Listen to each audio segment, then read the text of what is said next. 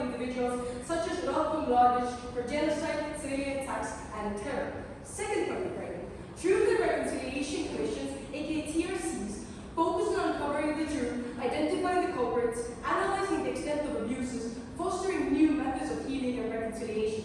For example, South Africa's TRCs investigated apartheid-era abuses, focused on reconciliation and restorative justice to create and foster unity within the country. Third point of framing. In Propositions for the Current World, there would have been a regional TRC which dealt with the aftermath of the war. The key takeaway is that the TRC focuses on public hearings, understanding the situation, and identifying the ones who suffered. As well as, the TRC can make suggestions to the government for reparations like declaring memorials or systematic reforms like court transparency or imprisoning someone. Fourth point of framing. The status quo problem is that the ICTY solutions left the region unstable and unable to cooperate due to the feeling of injustice regarding both parties.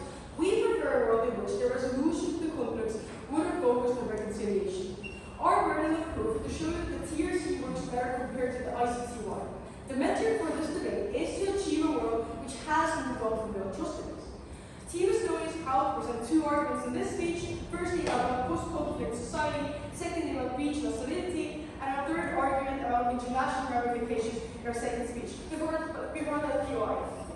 Most notably about your South African example is that they did not prosecute anyone because yes, there were demands, they did not directly investigate how many people died. It was only a fact of the matter, while the ICTY finds out who exactly died and who committed the crime. Well, that's fine. First argument, post-conflict society. This argument proves how a person is better able to move on from war crimes and resolution. The established ICTY created divide and unrest instead of helping people move on from the war and feel a sense of justice for reasons why. Firstly, not enough criminals were tried. Only 161 cases were tackled, thus most people did not get any retribution from it. Secondly, the ICTY created a sense of them being ethnically biased because most cases targeted Serbians. Thirdly, it was entirely removed from the community. The hearings were done in English and often in foreign countries. Fourthly, the ICTY's resolution took too much time. It started its work in 1993 and the last case was closed 24 years later. It also moved that people who should have been tried died beforehand, for example, Milosevic. This means that even if locking the criminals away could have offered retribution and justice, the ICTY's work wasn't enough and it took too much time. On the comparative, the TRCs would have been systematically better for two reasons. First reason, more people would have gotten justice. Because the TRC hearings are comparatively more informal, there isn't a lawyer yelling at you trying to refute what you've said, thus it puts less pressure on you and is less out of your comfort zone. It lowers the barrier needed to cross the border in order to share your experience. Second reason, the TRC promotes a sense of healing which helps to move on. Importantly, healing comes from the fact that the TRC validates your feelings. This is because their idea is to hear out everyone and take them into account.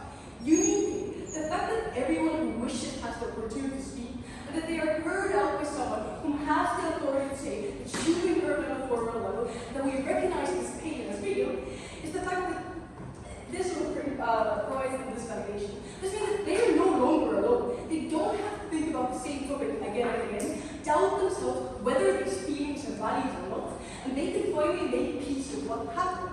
They can let go, and you don't have to have this issue in the back of their mind forever. What does this all mean? Three things. Firstly, people are more likely to feel justice, thus trust the institution's judgment and reparation suggestions. Secondly, TRC is uniquely based on victim stories rather than legal punishments, thus it offers closure and vindication to servers and others on the losing side of the door, since their stories are covered as well. And thirdly, all problems can't be used as fuel because people haven't done the justice. Obviously, parties like the Serbian Radical Party can't use the rhetoric of international conspiracy against the Serbs to drive the people and get at them. Thus, they cannot promote large opposition inside states which would torment people. The bottom line of this argument is that the TRC is much more likely to offer justice and healing for more people. Moving on to our second argument about the regional stability. This argument proves how states would be better able to get along with position. The states do not get along for two reasons today. The first reason is ethnic conflicts. Something has many issues with the decline of the Ottoman Empire. For example, today there are conflicts in the Kosovo region. Secondly, because of the ICTY failures. That institution was painted as biased because, for example, 2/3 two-thirds of those who were tried were Serbians. People believe that the UN had possibilities to meddle, thus they believe that that had quote-unquote bad Western influence.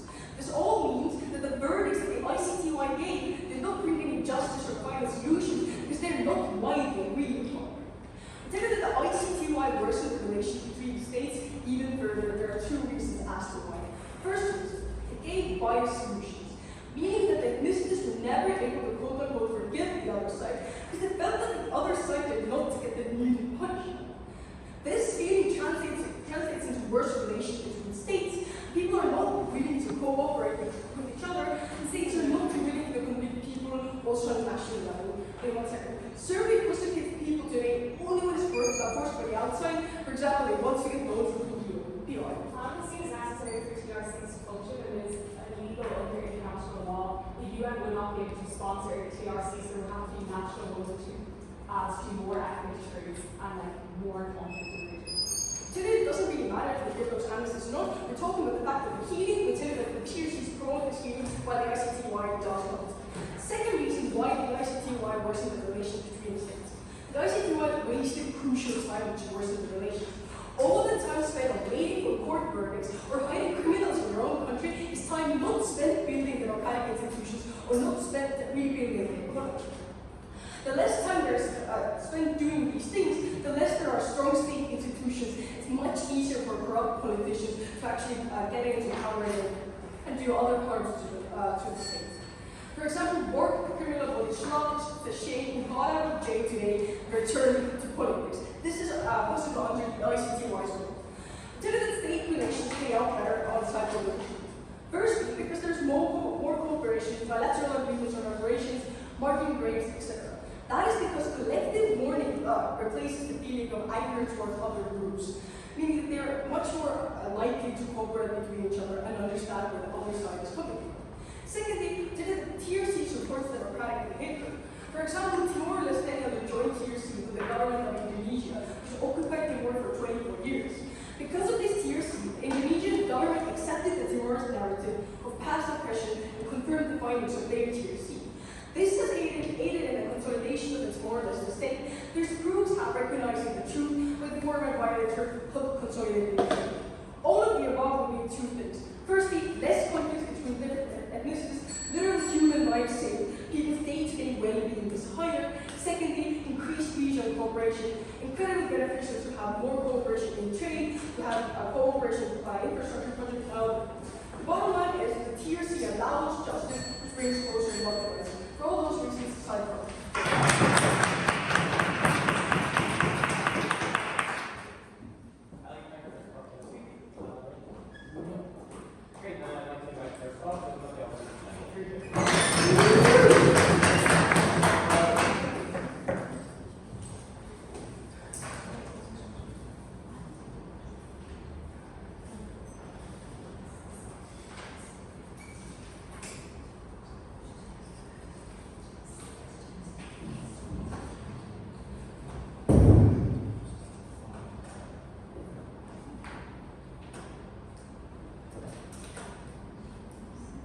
Chair, adjudicators, ladies and gentlemen. Srebrenica, Vukovar, Katrina. These towns remind generations of their nation's dark past. Memories of massacres, ethnic cleansing, and genocide stain the collective consciousness across the entire region. At the very least, though, we live in a world of memories of convictions, of Mladic, of Mamuljan, and of Stoic. The fact is that by pardoning war criminals, we would have never granted victims the justice they deserved or the justice that they expected. On both principled basis and in order to prevent tensions, we beg you to oppose. In this speech, I'll bring two claims. First, that we were principally obligated to provide retributive justice, and second, that we have a practical need for accountability. Our second speaker will prove in the split point that we find more evidence allowing families to heal their scars better. But first, I'd like to begin on a point of rebuttal, and why the way the Truth and Reconciliation Commissions the team in Estonia wished for would have been farcical. Firstly, before the ICTY was fully established, multiple TRCs were being set up independently of each other within Yugoslavia. These TRCs were shut down for ever blue findings because they were set up by specific communities to try and gain immunity, avoid justice, and steer skew the narrative.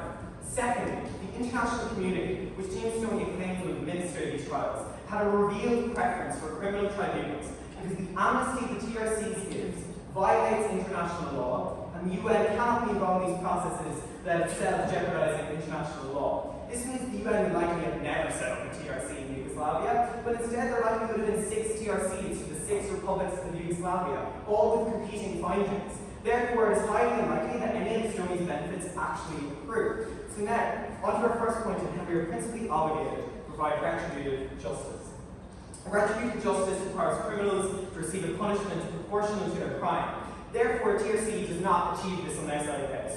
One of the principles of why victims are owed retributive justice, we have 3 principal reasons, all stand on their own. Number 1, we ought to achieve a moral balance. That is to say, for any wrong committed, we generally accept that the person who committed the wrong ought to experience some reciprocal harm upon them as it reflects that they have done to others in the same way. We do this for good actions. We see it, but we also see it through no such as fines or punishing a misbehaving child. But secondly, we cannot allow those who committed wrongs to be rewarded. In the same way that we ensure cheaters never win, or repatriate ill-gotten gains and return stolen items, we must ensure the people who politically enrich themselves by massacring innocent civilians, we add, cannot then be rewarded the position of influence or even their liberty.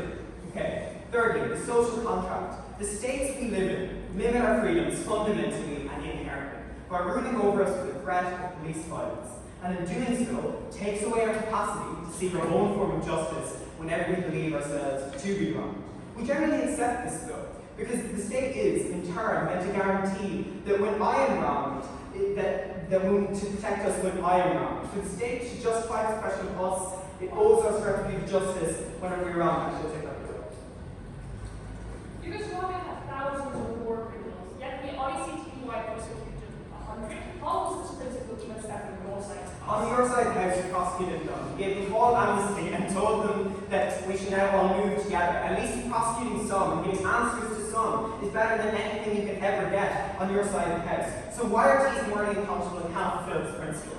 A key pillar of Truth and Reconciliation Commissions is giving amnesty to people who committed these crimes. And Team Estonia tried telling us that amnesty wasn't even necessary. But I ask you, how are you going to get these people to testify? How are you ever going to get any form of truth? Because the prerequisite of Truth and Reconciliation Commissions renders them unable to fulfill the state's obligation to provide retributive justice because you never punish wrongdoing on your side of the House. Instead, Team Estonia let the war criminals off the hook. They cannot achieve moral balance or ensure that those who commit wrongs are not rewarded.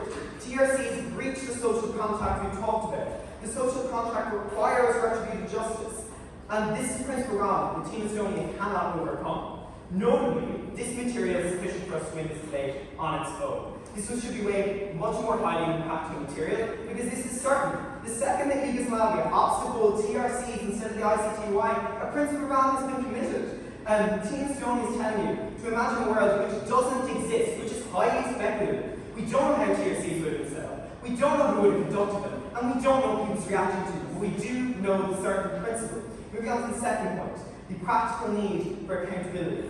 Holding people accountable is essential for reducing tensions that create instability and can lead to violence. Panel, in regards to this point, history is on our side. Violence and war has not broken out in the Balkans since the ICTY. Who knows if the same could be said in Team Estonia's world? The TRCs are likely to be done in a harmful and a biased way, which creates resentment and can lead to violence. Why is this the case? Well, number one, we've already touched on this in our rebuttal. The UN is unlikely to agree to set up a TRC, as amnesty is seen as violating international law. This means that the TRCs would likely be set up on a national basis. So if each of the 6 republics of Yugoslavia come to their own contradictory findings, this replicates instead of repairs the conflict. A TRC in Serbia would not admit that Serbs committed the atrocities they had, particularly considering that the TRC's committees were oftentimes, and say in South Africa, elected by the public vote. Operation TRC would then contradict this finding. So we tell you that actually only creates more violence. But secondly, the TRC's focus is on collective blame to achieve restorative justice. Okay? This means TRCs are inherently less likely to assign blame to anyone. This not only means that victims never see the blame placed solely on their perpetrators, or maybe don't even know where their grandchildren are buried, where their mother is buried. We tell you it's really, really important in this case. But it is a fundamental affront to human dignity to accept communities that were torn apart by war crimes to now somehow share the blame for the crimes committed against them, because oftentimes these blame was also pushed upon the victims. This leads to resentment. And why does this resentment potentially lead to violence? As noted above, panel, people believe in the principle of retributive justice. They expect that when someone murders their family members, they will be punished. They will not walk free, and when this does not happen, they feel like justice has not been served, and that leads to resentment.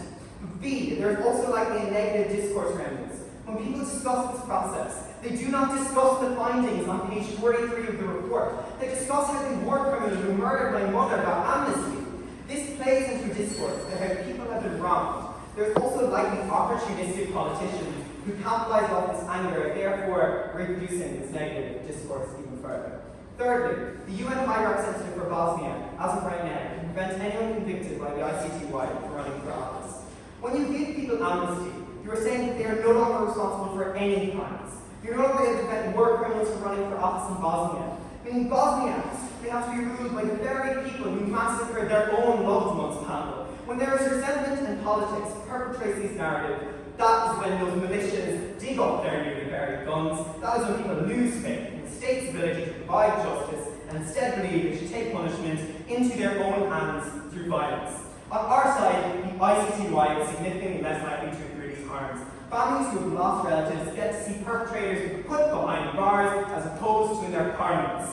We were able to achieve justice that provided catharsis and communities and families needed to move on. Estonia will instead curse the former Yugoslavia to end the cycle of competing history books, communities who never felt like they got justice, and likely, therefore, a re-escalation of violence. In conclusion,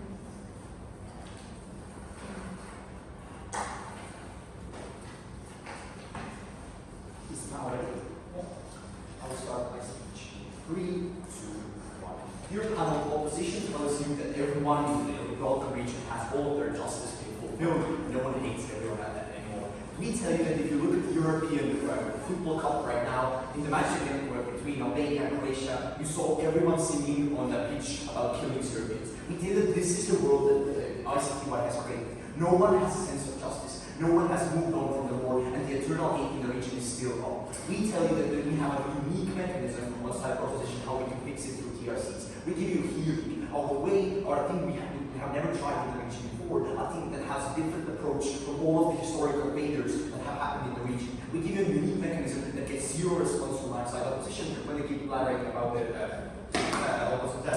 justice being insufficient. We tell you that punishing 161 criminals out of the 200,000 in the region never gives anyone genuine justice. We exclusively give a different exclusive mechanism that they also need to adopt that. What I will do in my speech, I will first go over the framing and tell you what the TRCs actually are and how they work. Then I will go over 2 points of rebuttal and then my own extension of video about international ramifications. So moving on to the framing. First, I tell you that TRCs were shut down. They're in the region already and they can never work. Firstly, they were never shut down because they didn't work. Firstly, they were shut down since they were started during the war and those offices were overrun by soldiers. And secondly, there were legal issues connected to the Yugoslav country falling. And since new countries became independent, the TRC is no longer having a legal obligation. Then let's tell you that the UN will support us. Firstly, we don't know why. We see that the UN has supported every single one. This motivation is still the same. UN wants the region to be stable. UN wants security. We still believe that they will still support it. Secondly, we see that in the case of every single TRC, there always has been one singular TRC.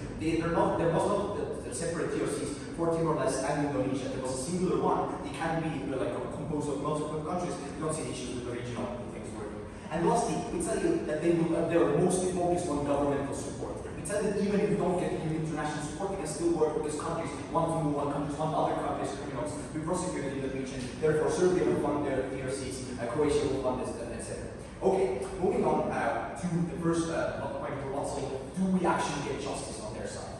Firstly, here, I want to analyze how biased the works of the system. We say that this is not a case of whether these decisions were actually true. we tell you it is about perceived bias. We tell you it is about how Serbians actually feel those decisions were taken. I think three things lie on this. Firstly, who makes those decisions? We tell you that our side always makes this because it's local governments, it is Serbian governments telling Serbians that this is the decision. Not some faraway court comprised by people all around the world that Serbians don't trust, who support the NATO that want them making those decisions for them. We always have a legitimacy on the governmental side. Secondly, how negative it is. We tell you that as our focus is not on punishing those people, it will never be that negative for those people. As those we tell you that the point of healing, as we all outlined in the first two arguments, is to make people regret the war, to make everyone victim, to create a sense of healing. We tell you that as this is not perceived as negatively, we tell you it is seen spikes. And lastly, we tell you that it is also less used in media, as we pointed out. It is hard to use this as propaganda, etc., to gather voters behind them if voters actually feel bad for the other countries and other meetings in the system. Before I move on, I will take a view.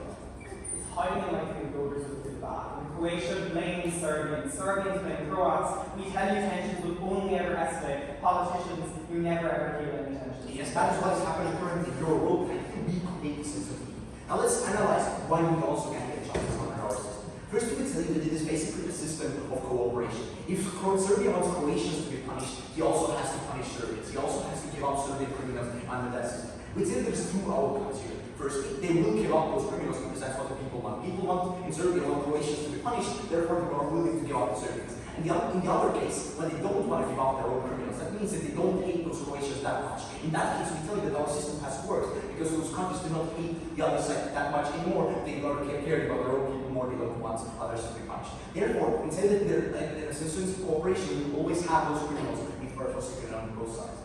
Now, we tell you that they don't get justice on their side, however. First, it is insufficient. We tell you that tackling 161 cases out of those tens of thousands of criminals is too few. Those people who actually committed those atrocities against the people were never punished. Those are the people still roaming around in the system, and they were all, even if they were punished, 24 years after the war had happened. We tell you that this is not retribution for those people who want retribution then. And lastly, we tell you that the pardon that they tell you about happens on their side as well. They tell you great examples like Bosnia, but we see, as we already pointed out, the criminals in Kosovo and Serbia are let out of prison and they are going back to politics after the ICT violence prosecuted them. We tell you that they don't get any of the benefits the moment that those criminals are let out because they can only punish a few people and they are still out there, therefore they will never get any justice. We have proven to you why justice is insufficient on both sides, and we have proven to you how healing exclusively can help the region move on. Now I will move on to my own arguments about international ramifications. This argument shows how ICTY has forced the losing side of the war to oppose the West and create closer ties with Russia. TRCs uniquely can help keep the region democratic and more unified. Two parts of this argument. Firstly, relations with Russia and the EU. With TRCs, NATO is less of an enemy, as under ICTY, victims of NATO bombings were never hurt, and NATO members were never punished, therefore causing many to accuse the tribunal of corruption and biased decisions. With TRCs, victims of the losing side have as much media attention and opportunities to be heard, and since the focus isn't on punishment, less claims can be made to accuse the TRC of Western bias. We take that since Serbia doesn't feel discriminated and no longer is NATO completely innocent, every party involved is treated equally under TRCs. Secondly, what does getting better along mean? Serbian and Russian relations work on the principle of the enemy of my enemy is my friend.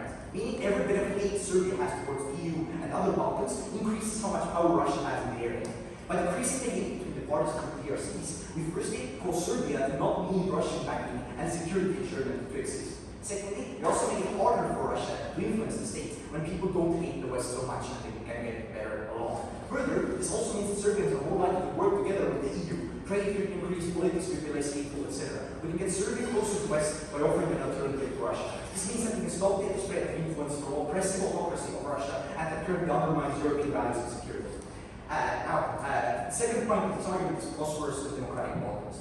TRCs, apart from reconciliation and societal healing, also point out systematic issues and, upon their completion, propose legal, governmental, and security-related reforms. By bringing attention and also gathering public opinion on safe issues through hearings, victim stories, etc., we see that the TRCs in Yugoslavia achieved similar success as in Peru or Rwanda, where those reforms were actually carried out due to international and domestic help and attention. We take that this looked like giving courts more autonomy, highlighting human rights abuses, bringing anti-discrimination policies into police forces, and fighting against corruption and for more transparent elections.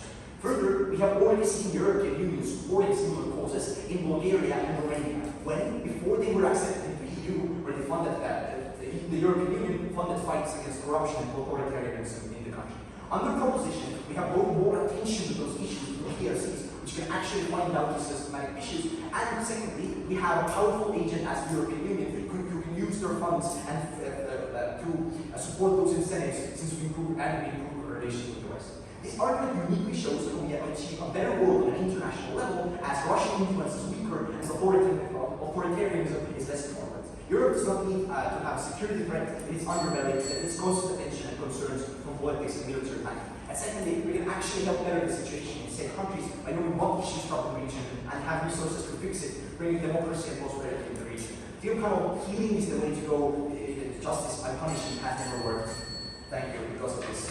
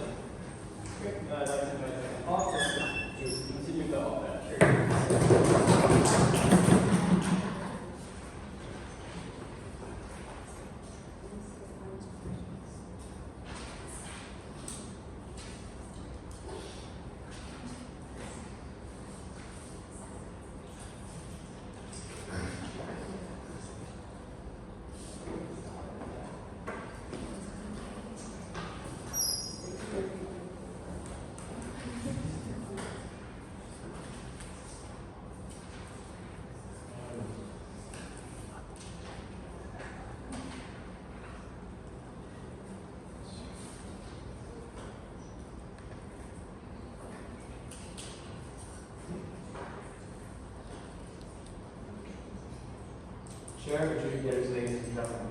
Proposition blew up their own case when they told you that they don't really care about getting the details, getting the necessary truth, and getting the actual facts. Their side of the house looks like a quick and easy TRC so that they can so-called heal, right?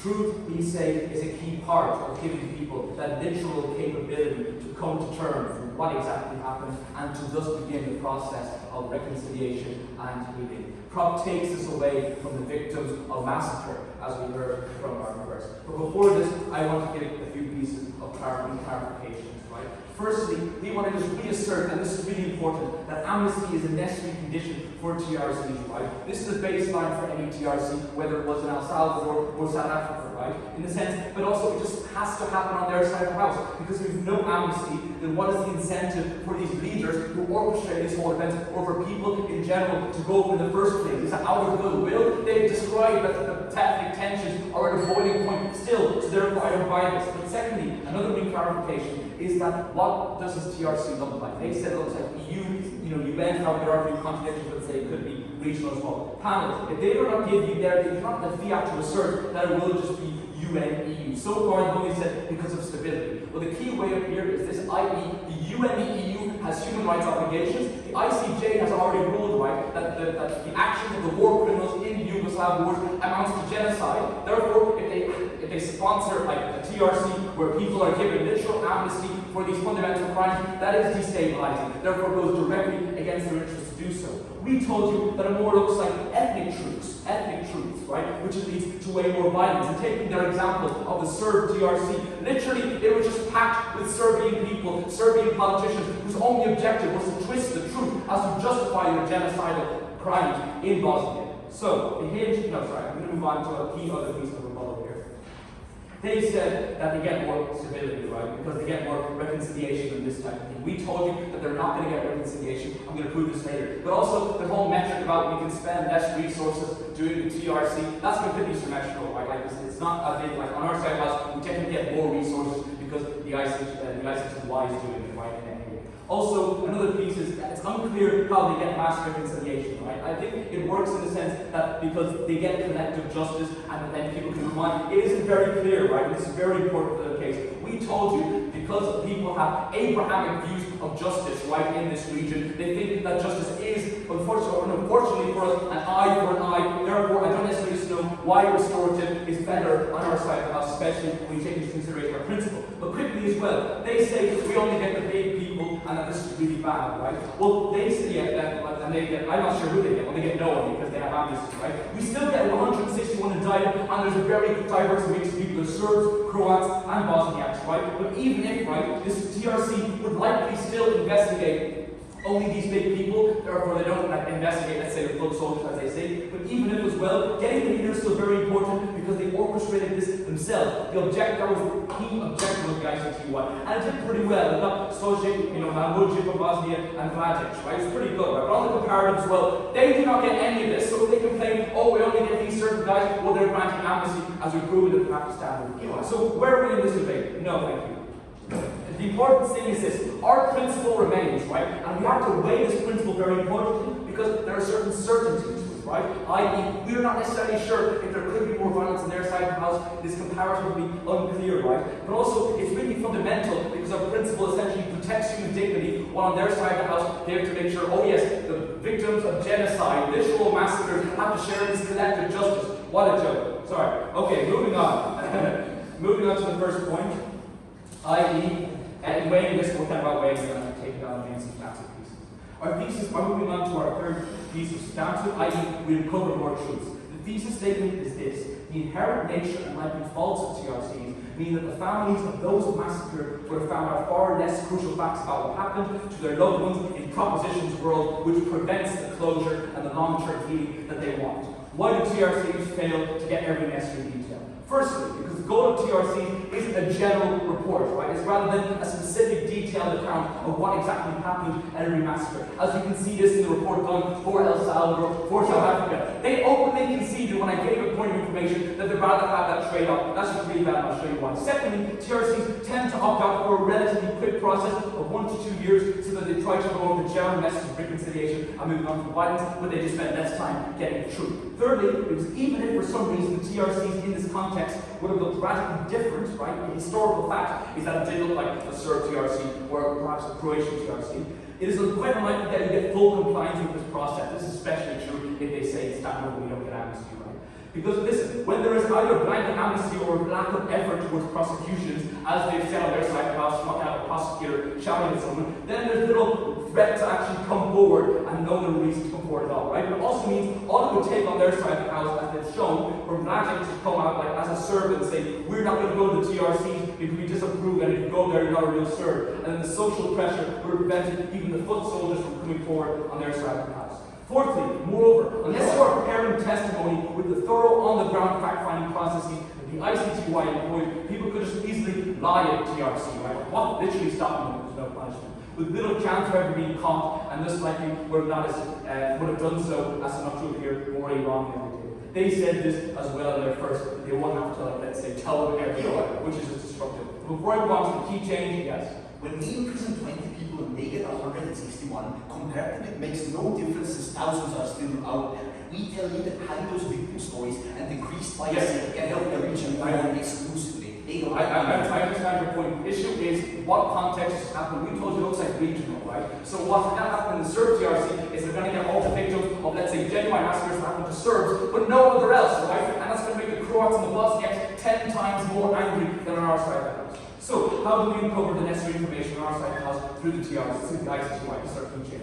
Firstly, subpoenas, right, which are court orders to provide evidence. This looks like just a record, it looks like satellite and drone spy plane footage on truth movements, military communications, and so on. It also looks like B, subpoenas on individuals themselves, war criminals who will be responsible for committing these acts of genocide. Secondly, it looks like region-wide forensic efforts, right? We're trying to identify these bodies in these mass graves using their footprints, which soldiers have been there, and so on. Right? But thirdly, we're because we're compiling large detailed cases due to the need for the legal position, right? On our side of the house, we have to meet the burden of proof, therefore there's more consent from prosecutors to actually find out who died, who committed the murder, etc. The importance of this panel is that you get to bury your loved one. You replace the endless spiraling of imagining what they went through with the certainty of what happened. You're able to begin to process your loss, and even if your loved ones cannot return, at least you're able to bring their memory justice and their body to peace. But also, on the long run, right, you get far more reconciliation on their side, right? Because on our side, sorry, because you're not left wondering, right?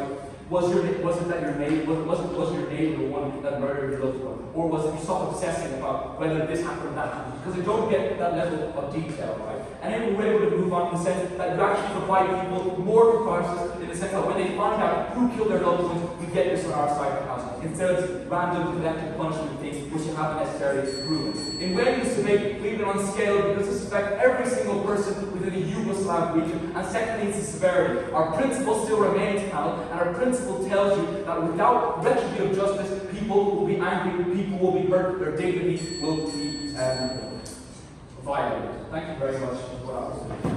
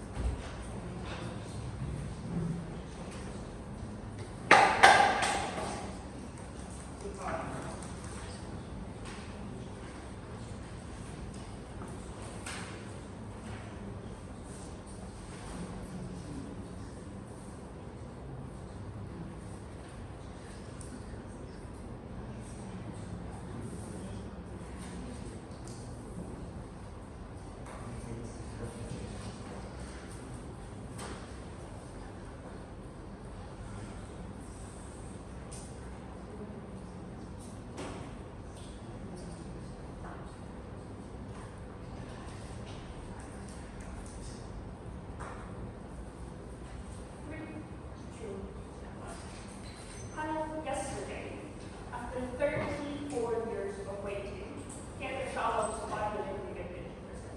However, it was only for 18 years. This is the definition that opposition has with their Senate House. Firstly, justice has an expiration date, and it is not as long as 34 years.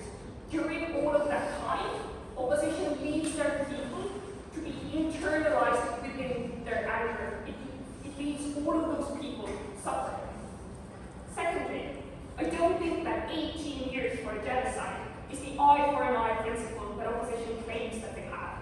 They fail on effectivity and principle on their own case, for opposition has to win this debate and never know how to propose. Two huge things in my speech. Firstly, on clash on retribution of healing, comparing the two. Secondly, a clash on effectivity and also talking about the international perspective. Let's first start with the first class clash, which allows people to leave their past behind, retribution for healing. We have told you that status quo for the opposition's plan was prevented with four things. Firstly, because of the amount of people who were convicted. Secondly, because it was biased. Thirdly, because things happened too far away in the Netherlands. And fourthly, because it took too long. We've had pretty much no answers to either of those claims. However, notice that the bias part, in which we didn't get any answer from opposition, people perceive the system. In that situation, we tell you that even if opposition is correct, that the punishment is the best thing that people could get. They don't trust that punishment in a situation where they don't trust the institution that gives you that punishment. In that situation, they fail. And moreover, we tell you that even if retribution is so important that we really believe opposition, and we're taking that as case, it's going to happen on our side as well if we really want it to. Yes, we're going to have some amnesties. The people are willing to come forward and tell to the victims, yes, we screwed up, we're sorry.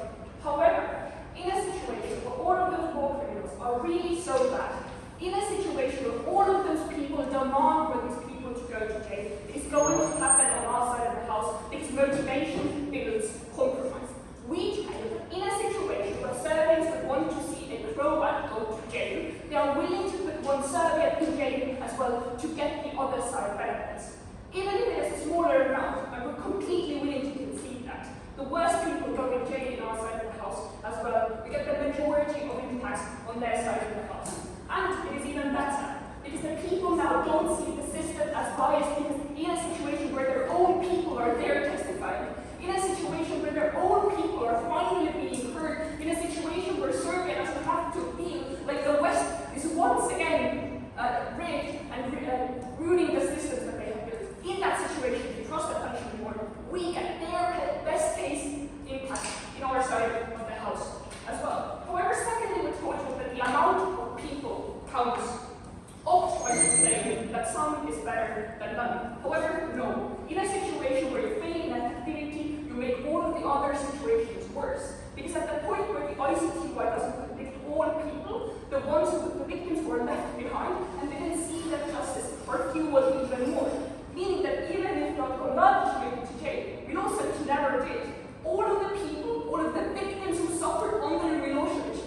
don't understand why the system is rigged against them. They don't understand why they don't deserve justice and why the West chose the other side to bring something.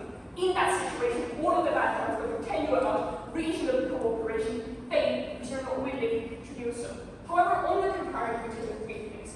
Firstly, get empathy from others in the TRC, because it's always easier to feel sorry for a person who stands in front of the public in a hearing and tells you that they're sad because they lost their mother. You're not going to argue with that, because even if you were on the other side, you lost your mom too, and you know exactly just how bad that pain is. Secondly, we told you that we're simply quicker and have less time to internalize their anger. We tell you that the worst thing that you can do to a victim is leave them alone for 34 years. During that time, they will never get any type of reconciliation. They don't get any type of retribution. They don't get justice from the imprisonment. In that situation, they feel like the system has failed. In that situation, they're vulnerable to all of those populist politicians. In that situation, they're looking for revenge. In that situation, they want to go for vigilante justice. In that situation, they're going to fuel those ethnic conflicts even more. In that situation, you don't have regional cooperation. And lastly, we tell you that we have less provocation. Because notice what's the thing about legal hearings. There's always someone opposing you. There's always a lawyer who told you that no, this was not a genocide, no, your mother wasn't killed, no, you shouldn't feel bad. We tell you that this hurts. This hurts all of the victims who felt that pain. This is not what is going to happen under the TRC, because the aim is to put all of the truths into the one picture. There isn't a right or wrong. Everyone suffered, everyone did some bad things. No one opposes you. Before going on to the way, yes. It seems like your TRC needs a certain sensitivity about it. The issue is if you have these war criminals and popular leaders speaking in the TRC, they're just going to inflame tensions, use the old rhetoric that was used in conjunction with genocide and massacres. Notice that war criminal is always causing tensions over their side of the well. The difference is how many people are willing to support it. Their side has guaranteed lawyers who are backing up that war criminal. In our side of the house, there is a higher chance that this criminal will admit that they did the wrong thing because they want amnesty. In that situation, all of our mechanisms go to will start materializing in a situation where people are validated, in a situation where healing happens. Weighing on this point, two measures. Firstly, on the amount of people that we're willing or we are able to help, we tell you there is a higher likelihood that things will get better in our side of the house. Because the feelings, the emotions are really similar. All of those suffered under the same acts. However, their punishment is very direct, or their justice is very directly linked to one singular person, whereas ours is linked to suffering. This is collective. The empathy is collective. We have more people that we're going to help. Secondly, the intensity. We tell them that we have better justice. What does this mean for this debate? Firstly, people's welfare and emotional situation determines the actions that they take in the future. This acts as a trigger for all of the mechanisms. Being stuck in the past triggers the demand for revenge populist politicians. We have regional stability in our countries. Secondly, opposition's principle is severely mitigated as they didn't fulfill it fully either. Lastly, let's talk about effectivity. Notice that they tell them that the West simply doesn't want to help us. The strategic mistake that they made was they never answered to our third argument. We told you two things. Firstly, West is able to get more allies and limit Russia's influence. We tell you that the West cares about that. Secondly, West has less instability under their belly. They want the Balkans to be stable in order to have effective trade. They didn't answer to it. Third up is way too late for that. Thus, you have been able to prove to you that you also have international backing for that system. You have the international system that is willing to help the TRC. However, they're not going to make the situation biased because we're not going to allow USA to pay to silence all of the crimes that NATO did, because the people who suffered under those bondage also deserve justice. We're so incredibly proud.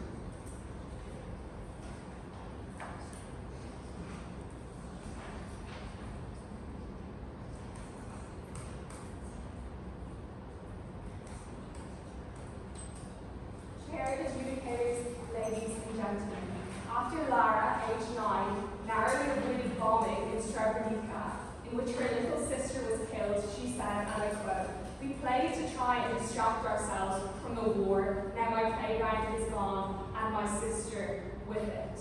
Panel, these victims are the people that opposition protect in this debate. When closure is given to these people's families, when mass graves are identified, and when the officer behind your community's despair is put behind bars, you validate their suffering. I'm going to be addressing rebuttal and rebuilding in this speech under two main clashes. Firstly, who gets better justice, and secondly, on international relations. Okay, so firstly, I'd like to address essentially that they say that we only get a small number of indictments on our side and why this isn't good enough. Okay, we tell you that the ICTY did not indict only 100 people, it was actually 161 people. And while they push that this is not a lot of people, this is 161 people who were the most important people to prosecute in this debate. Okay, they purposefully targeted the people who committed massacres, traumatized communities, commanded armies who committed these genocides, were responsible for maybe hundreds of war crimes. 161 people, including Mladic and including Stoic, people who were instrumental in Srebrenica and in Sarajevo. Okay, panel, do not let them undermine the importance that we have delivered concrete justice to the victims of these perpetrators. But even if this is like the apparently did not get enough people indicted, okay, the TRCs are also going to focus on the most important or the worst actors in this debate. But we get more foot soldiers on our side because we can subpoena them. We tell them we can force them to come to court or put them in jail if they do not follow this subpoena. Okay, we will have more information because of this. We get more people prosecuted on all levels, but even if we do not prosecute them, we have libraries of evidence that were built up over the critical number of years that this took, because we have so much information, so much footage, so many photos, so many people who were proved to have been at the site of a massacre. Okay, this is at least some form of truth for victims that we tell you in our split, okay? Why is this good? This also, when we only target 161 of the most important actors in this debate, this means that we don't collectivize guilt of communities. Okay, on their side, they put the blame on the entire Croat community, or the entire Serb community, or the entire community of a village in former Yugoslav nations, in which the perpetrators walk amongst them. On our side, we say, no, it was not the Croat person. It was the commander who commanded these massacres and these war crimes. We say it was not the Serbs, but Milosevic who commanded them to commit the massacre in Srebrenica. Okay, we think that this is so important in this debate. Then I'm just going to address their sort of criticisms of the ICTY, which they say we didn't respond to. Okay, they say it created a sense of bias. Okay, we're going to have worse biases with individual TRCs, which we prove to you will happen. Why is this? It is because pretty much all of the major TRCs in the past have been done by local groups and governments. This is because it is a violation of international law to condone amnesty, because it is fundamentally wrong, and we prove that to you in our principal point on three standalone principal strands.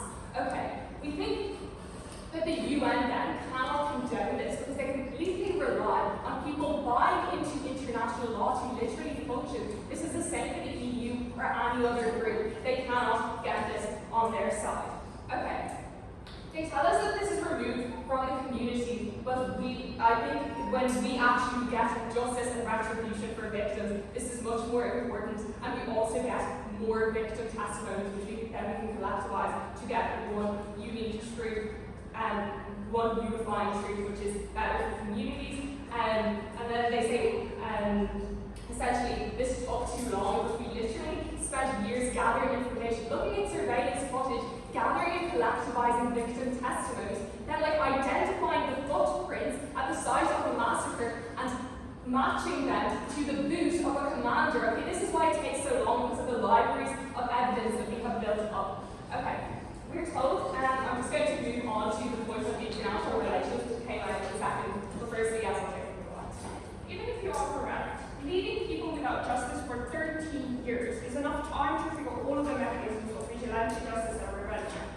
status quo. Kosovo and Serbia are still fighting. Yeah, thank you. Okay. So you say our comparative is long-term and therefore it's bad. This is not necessarily true. Okay, the vast majority of cases during the ICTY were done in 2 to 3 years, but even if it is so important that we gather up huge amounts of evidence in order to actually prosecute people in a meaningful way that gathers information and justice for victims, it is very important that you know what mass grave your family member is buried in. Do not let them undermine that panel. Okay, on international relationships. Okay, we're told that essentially there's Western bias on Serbia. We think that Serbia committed genocidal massacres, and we think that, like, to the extent that they committed them, they should be, penalized for this. We think, one, placing the blame and getting justice for victims is much more important than sort of Serbian, resentment of the fact that they were accused of genocide. Okay, it's never nice if you're accused of genocide, and Serbia don't like that. But the fact that they did commit a genocide, and this is recognized by the international community, does not change because of this. Okay, we tell you that this victims of Srebrenica and Sarajevo should not see the people who oversaw this walk free. Secondly, we think that Serbia and Russia have been very close allies for hundreds of years, and Russia is very important to Serbia as an ally. This was long before the Yugoslav War, long before the ICTY. We're not given a reason why they will suddenly drop this allyship with Russia just because suddenly the EU it is less pro-Western. They don't really tell us how it would be less pro-Western. Okay, they get back to this fall. They then tell us that Serbia was.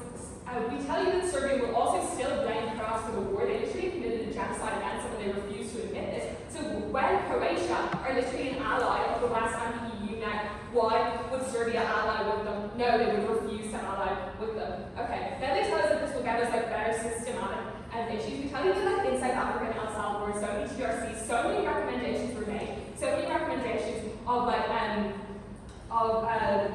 payments to victims were made, but they were never enacted. Okay, you have to prove why this has happened. We told you why this would happen badly, and it has never happened in the past. Why would it happen now? Okay, on when. Firstly, principle, on certainty. We get retributive justice under 3 principles and very unique arguments that stand alone. Okay, the principle is the only thing that will definitely happen in this debate. As soon as former Yugoslav nations decide to hold TRCs, they are wronging victims of the information and the justice they deserve. Secondly, on scale, we proved to you in our second point how we get huge amounts of violence, as these will be national TRCs, and there will be resentment because of this. And third, death on truth. You get to bury your loved one or see the site where they were buried. You get reconciliation at grassroots level and vote opposition.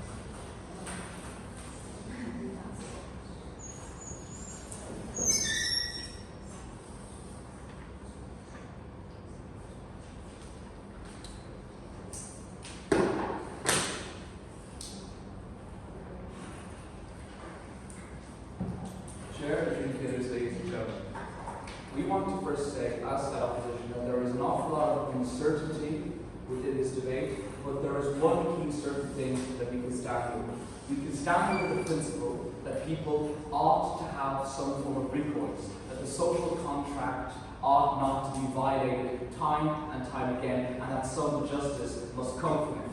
Their form of justice is letting the war criminals, the populists, go scot-free. Even if it is long, right? And it's most likely not long, but even if they're only in jail for 20 years, which is still substantial time, by the way, at least we get that semblance of justice, which you do not have on your side of the house with your restorative mechanism. Three key themes in the speech. Firstly, our principle and the push on justice.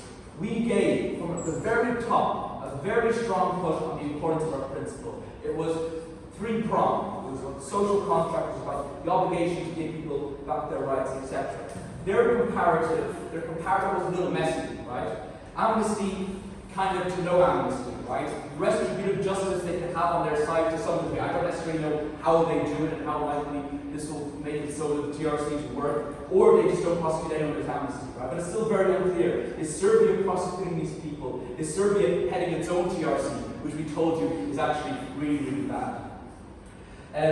This incentivizes, their incentives for doing this well were rebutted, because if we told you that if you have a Serbian TRC, which are full of commissioners who are from Serbia and who are bought into this thing that Serbia has been wrong with the apartheid, they won't get this sense of justice. They won't get the sense of restorative justice, of an actual understanding, of gaining empathy, which is the thing all their case on. We, on the other hand, we get this semblance of justice, right? They said that they get collective justice, and this is really good. However, just intuitively, right, is it right that Bosniaks who had their village murdered by Serbians, right, or Croatians, have to feel, even if they had no part in the matter, they feel responsible and they feel like, yes, it was our fault as well? No! And this also means for lack of catharsis, because if they don't see the war criminal ordered their whole village to be literally cleansed, well then what type of justice is that?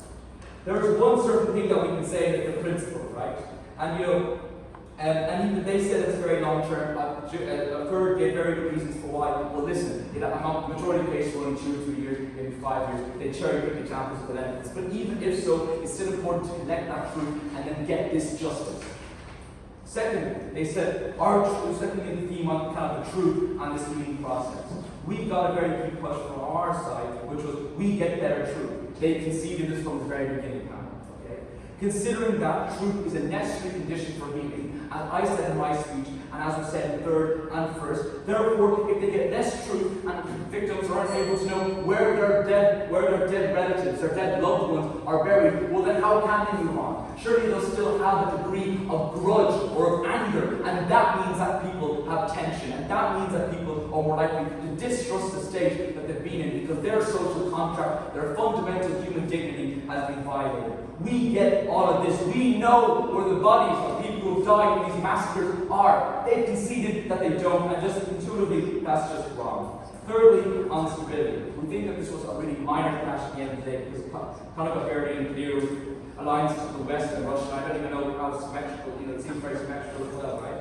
But most importantly, the unique thing is this. The TRC has a unique spotlight, as we said. Someone could just simply lie, that's grand, get amnesty, right? And then they can just spout just genocidal denial or things like this, right? And it's the unique characterization that they give for the TRC, that people come together and they listen well. And if they listen then to these lies, then obviously this will lead to people digging up the guns that they have buried, right? On our side of the house, we don't get this because it is a trial. And as much as they like to say trials are unbiased and there's justice and you have to meet the burden of proof, that is more stable. Serbia gets angry on both sides of the house, but they probably get less angry when we actually commit some form of justice. Thank you.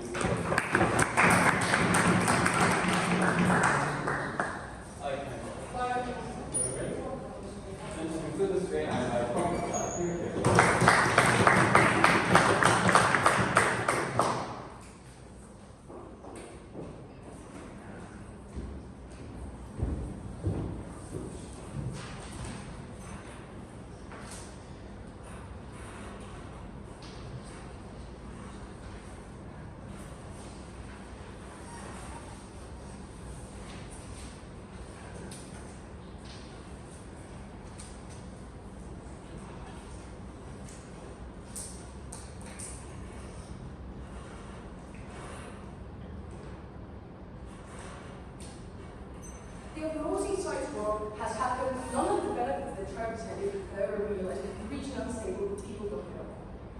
I'll walk you through this. The metric for this debate that was said is that where do people actually move on from the atrocities faster? We told you that this moving on comes faster from the fact that when people resume, when they feel that their feelings are valid, when they can actually start thinking about these things. I told you that this comes faster now. They offer, in their side, they tell you that retribution is necessary, and this removes societal imbalance. Thus, retribution only comes when people go to jail. Firstly, note that the issue is that most people living in the fair believe that those calls given by the court were fair. Thus, even if somebody went to jail, most people didn't care because that wasn't that retribution they were seeking for, right? Then we told you the like justice has an expiration date, and we tell you that people who are supposed to be in jail die. Those victims have to keep on living with the fact that those war criminals got to enjoy their last years in freedom and just wander around, not be back in jail for other things that they've committed. Because people don't get that retribution. But even if the retribution comes to the fact that those people go to jail, we told you that at the point where somebody gets out of jail, for example, Vladislav Sashay, who's in politics in Serbia, right? That's the point where that retribution is taken away in their side of the house if it comes from going in that jail. Compared to the healing isn't taken away. That's something that sticks with the person, and that's something which is inside of them. Further, they try to tell you that it only matters if the most bad guys go to jail. But we think that to the person who had their city burned down, they don't care who gave the orders, they care who committed the orders, who didn't have enough in themselves to actually not go through with some atrocities. Thus we tell you that even if even if the biggest guys go to jail, that doesn't offer the people enough retribution to actually not be mad. Note that their principle that they said doesn't even stand. Like they say the social balance of eye for eye, but sitting in jail, getting fed and housed for taxpayer money is not a way to actually have eye for an eye. You can't commit genocide back to a single person. You can't commit war crimes back to a single person. It never feels fair to those people who suffer through these atrocities. Now, the comparative on our side is that we provide healing to the people. Today, that when your feelings are validated with somebody of high authority who tells you that, yes, we recognize this feeling is real, you can tell your story, and we note this down, that the burden of entries to actually go through and tell your story is that much lower, and we give that healing in a faster time. Today, this is when the benefits start to realize. We talk to you about state building. The fact that every time not spent for searching for war criminals, that 30 years is spent in state building. That contributes to the well-being of those people. That gives the people actually the chance to move on and have a good life. Further, we told you that it doesn't matter. We don't think that the West really cares that much about people getting amnesty. Their main concern is whether this region will actually be stable, as it has been quite unstable historically, thus they're willing to take other considerations or do other things like the TRC in order to move on, and because it has worked in other places. And last thing, very importantly, told you about Serbia, Russia getting over that instability here. Told you that what the harm of this directly is, and the fact that they've been historically events doesn't matter, because right now they're very much more biased, and Russia is influencing Serbia to also be authoritative. It's keeping it away from the EU. Benefits of the EU are things like, more free trade, more education and schooling, more things in infrastructure, those good things.